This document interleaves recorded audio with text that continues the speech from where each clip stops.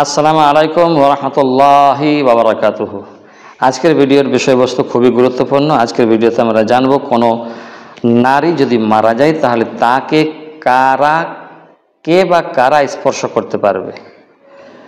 আমাদের সমাজে অনেকেই মাসআলা মন গড়া বলে, আর অনেকেই মুফতিগিরি করে, কিন্তু ভুল হয়ে যায়।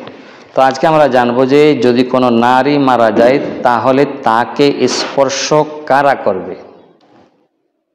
এখানে আমরা বলবো ইসলামের বিধান যে পুরুষ মারা গেলে তার কাফন দাফনের যে ব্যবস্থা সেটা পুরুষরাই করবে, আর নারী মারা গেলে তার কাফন দাফনের ব্যবস্থা নারীরাই করবে।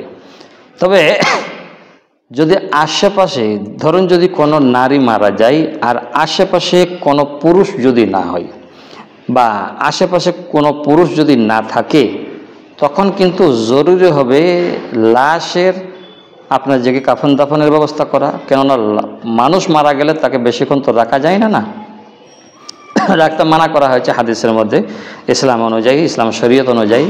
তাহলে যদি নারী মারা যায় আর আশেপাশে কোনো নারী না থাকে তাহলে এটা জরুরি অবস্থা হয়ে গেল।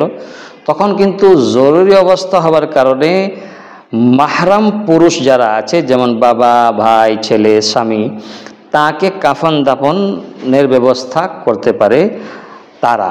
যেমন বললাম বাবা, ভাই, স্বামী, নারীর ব্যবস্থা করতে পারে কাফন দাফনের। এইরকমভাবে যদি কোনো পুরুষ মারা যায় আর সে এলাকাতে কোনো পুরুষই দূর পর্যন্ত পাওয়া যায় না, তাহলে সেই পুরুষের কাফন দাফনের ব্যবস্থা করবে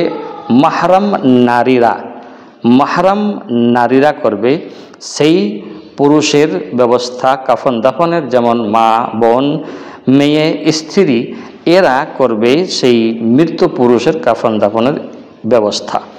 এখানে হাদিস বলবো, রাসূলুল্লাহ সাল্লাল্লাহু আলাইহি ওয়াসাল্লাম বলেছেন নারীকে নারী গোসল করাবে আর পুরুষকে পুরুষ গোসল করাবে। আবু দাউদ, তিরমিজি শরীফের হাদিস। শেষ অংশে আপনার জেগে আমরা বলবো যে ভাই এবং বোনেরা, মৃত্যু এমন একটি সত্য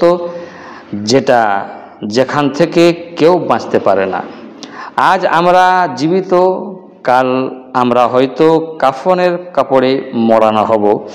তাই মৃত্যুর প্রস্তুতি গ্রহণ আমাদেরকে সকলকে করতে হবে। তাই নামাজ কায়েম করুন, আল্লাহর জিকির মধ্যে ব্যস্ত থাকুন। আল্লাহ আমাদেরকে সবাইকে সুন্দর পরিণতি দান করুন, আমিন। ভালো থাকবেন। আসসালামু আলাইকুম ওয়া রাহমাতুল্লাহি ওয়া বারাকাতুহু।